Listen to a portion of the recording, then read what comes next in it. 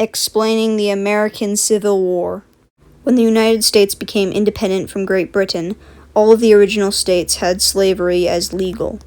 However, as time went on, more northern states began to make it illegal. As new states became part of the Union, compromises were created, but as time went on and more states began to enter the Union, these compromises became strained. A disruptance began when California became a state in 1850, disrupting the free state to slave state balance. Then, there would be an internal war inside of Kansas over the decision of becoming a free state or a slave state. Kansas would end up becoming a free state. The issue of slavery had also disrupted politics in the 1850s. The Whig Party would end up dissolving due to their inability to tackle the problem.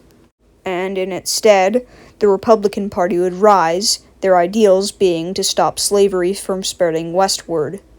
In the election of 1860, the Democrats would split on the decision of slavery. Abraham Lincoln, the Republican candidate, would rise to power in the United States due to the confusion, with only 40% of the vote, becoming the 16th President of the United States. Immediately after the election, South Carolina would secede from the Union, and, not long after, many other slave states would do the same. They would form the Confederate States of America under the leadership of Jefferson Davis.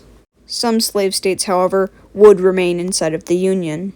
Both President Buchanan and President Lincoln would fail to bring the Confederate States back. After some previous incidents, along with Lincoln's refusal to move Union troops out of the Confederate territory, the Confederates would launch an attack on Fort Sumter in 1861.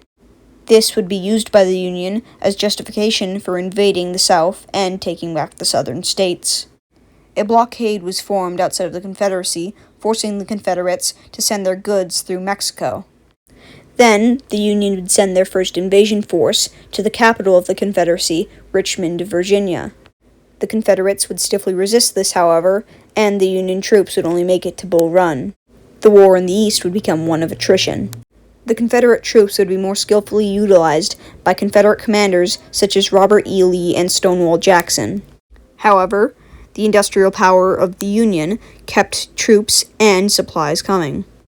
Elsewhere, Kentucky would declare its neutrality, and Tennessee, a Confederate state, would invade Kentucky in 1862.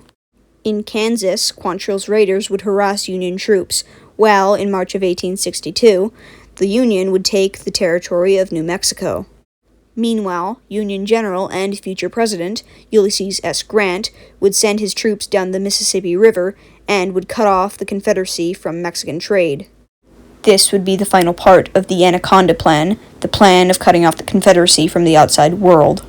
Back in the East, the Confederacy would try to counter this attack by invading the Union, and they would make it to Antietam before being defeated. Union General John C. Fremont would preempt Lincoln.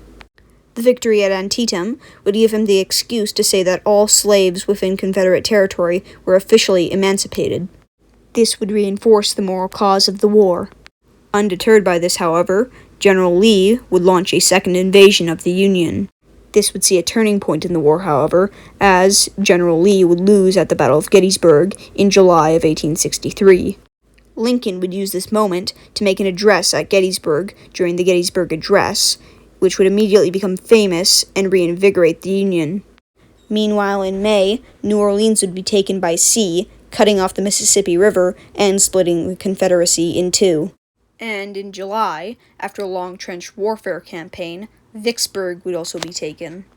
However, by that time, conscription had already been introduced to both the Confederacy and the Union. This led to draft riots inside of New York only 3 days after Gettysburg. Nevertheless, Lincoln would assign Grant to the East, and in May of 1864, they would begin the push into Confederate territory. They would wage a campaign of what he called total war.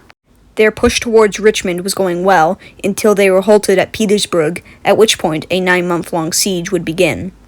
After the final Battle of Chattanooga, Tennessee was captured in December of 1863. Union General Sherman would seize and burn Atlanta, Georgia, in mid-1864. Sherman would then begin a march to the sea, which would destroy crops and destroy infrastructure. This would leave the Confederacy bifurcated and its economy in ruins. The Union would then pass the 13th Amendment, officially abolishing slavery in the United States in early 1865. A few months later, the Union would win a decisive battle at the Battle of Five Forks in April of 1865. The next day, Petersburg had finished, and Richmond was encircled. Once they had been surrounded, Lee would surrender. The war was over, and slavery had been abolished inside of the United States. Despite this, only a week after Lee's surrender and the end of the war, Lincoln would be assassinated by John Wilkes Booth. Scattered fighting would continue until May, when the last Confederate forces disintegrated in Texas. In conclusion, the American Civil War was a bloody and horrible war over the matter of slavery, something that should have never happened in human history. After the war, there would be a 10-year period of Reconstruction, but despite this, there would still be racism and violence against the newly freed slaves, which would continue until the 20th century. Thank you for watching this video on the American Civil War.